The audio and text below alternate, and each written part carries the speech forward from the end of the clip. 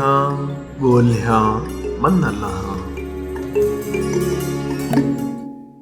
अस्सलाम वालेकुम नाज़रीन, मां यहाँ मुनवर मला। अॼो के प्रोग्राम ॻोल्हियां मन लाहां मूंसां गॾु अॼु हिन हार्ट सीट ते आहिनि साईं नाज़र हुसैन मला साहब ऐं साईं सलीम मला साहब। दोस्तो, अॼु बि मूं वटि हिकु शख़्सियत जो प्रोफाइल मौजूदु आहे जंहिंखे मुंहिंजा हार्ट सीट ते वेठल दोस्त ॻोल्हण जी कोशिशि कंदा। उन जे कामयाबीअ जो अंदाज़ो बाज़मी लॻाए सघिजे थो। प्रोग्राम ॾिसंदा रहंदा। जी साईं। शख्सियत मर्द। जी साईं मर्द। जिंदा। जी साईं। का सियासी शख्सियत। सियासी शख्सियत जी।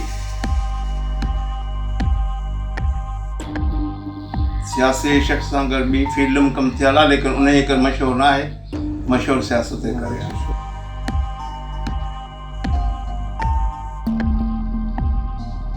हुन जो ताल्लुक पीपल्स पार्टी सां।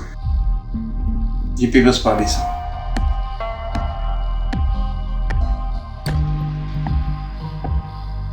हुन जो ताल्लुक हैदराबाद डिवीज़न सां। हैदराबाद डिवीज़न सां बि आहे। सांबे।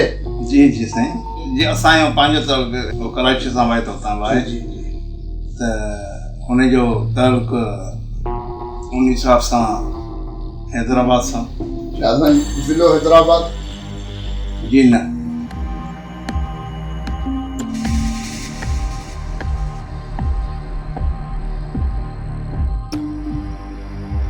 ज़िलो दादू।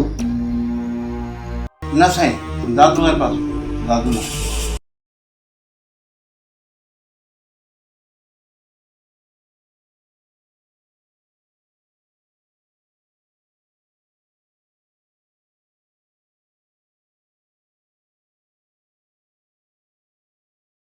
हुन जो ताल्लुक ठाटो ज़िलो सां। जी न साईं। ज़िलो जामशोरो। जामशोरो।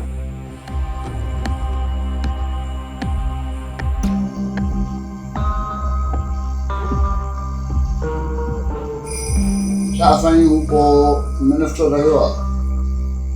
हाँ, मिनिस्टर रही चुको आहे।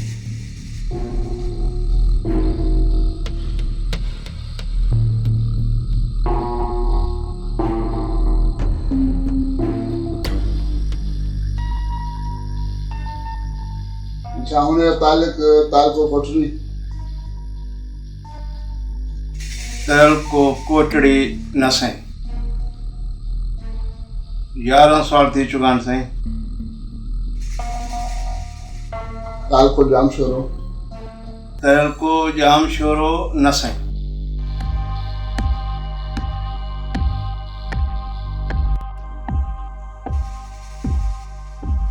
अच्छा साईं, हुन जो ताल्को सेवण सां। जी साईं, सेवण सां।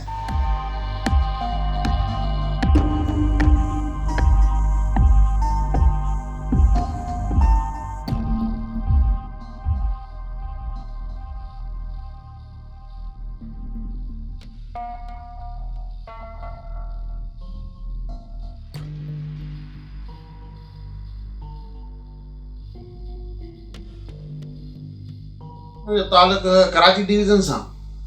कराची डिवीज़न सां बि आहे। डिवीज़न सां बि आहे। जी जी।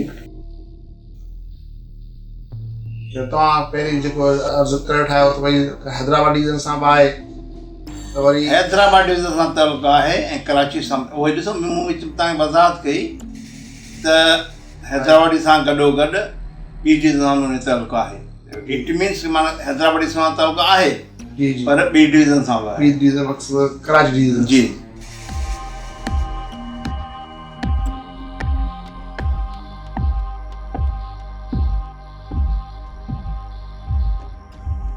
छा या शख्सियत हिन वक़्त में कंहिं अहम उहिदे ते आहे?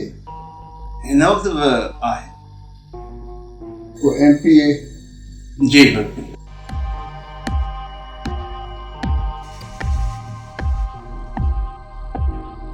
हिन वक़्त में जेका शख़्सियत जेका आहे जी काफ़ी हुनजो वाल साहब बि कंहिं अहम उहिदे ते रहियो आहे। माना उहिदे मां मुराद आहे कंहिं उहो उन वाल साहब को मिनिस्टर रहियो आहे। मिनिस्टर रहियो।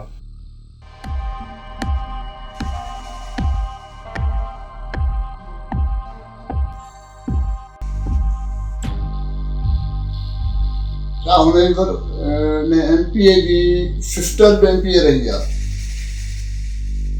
जी न साईं।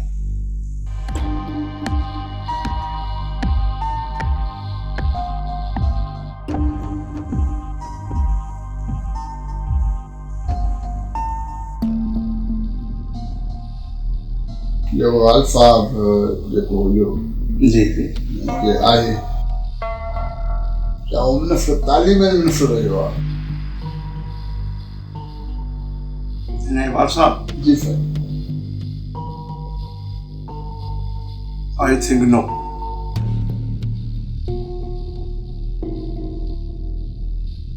हाँ फादर। उन भी है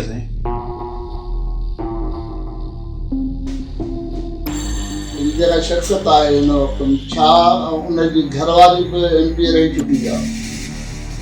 जी न साईं। साईं 20 साल थी चुका तव्हां शख़्सियत जो नालो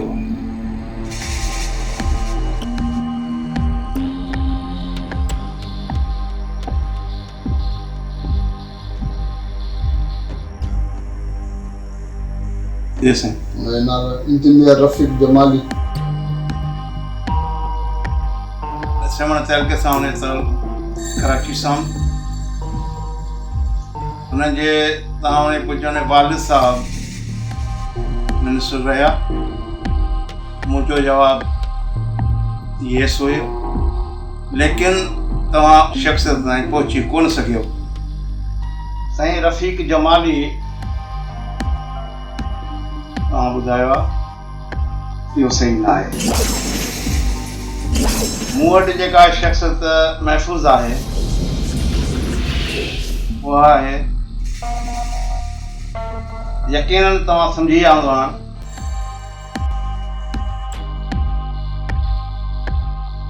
उहे आहिनि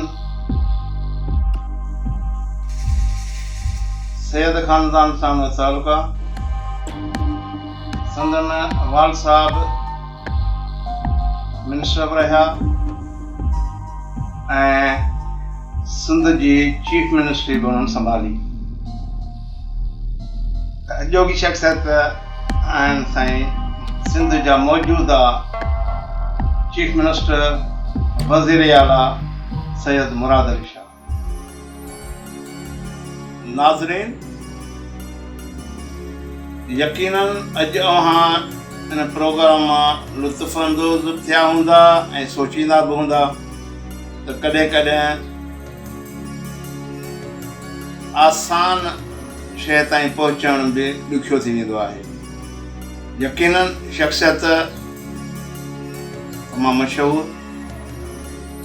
ऐं अहम ॻाल्हि त मौजूदा दौर में हू सिंध जा चीफ एग्ज़ीक्यूटिव साहब।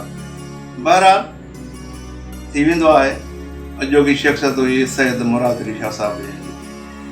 नाज़रीन, मां ईंदड़ प्रोग्राम ॻोल्हियां मन लाइ ताईं इजाज़त वठंदुसि। मुनवर मलाक ॾींदा इजाज़त।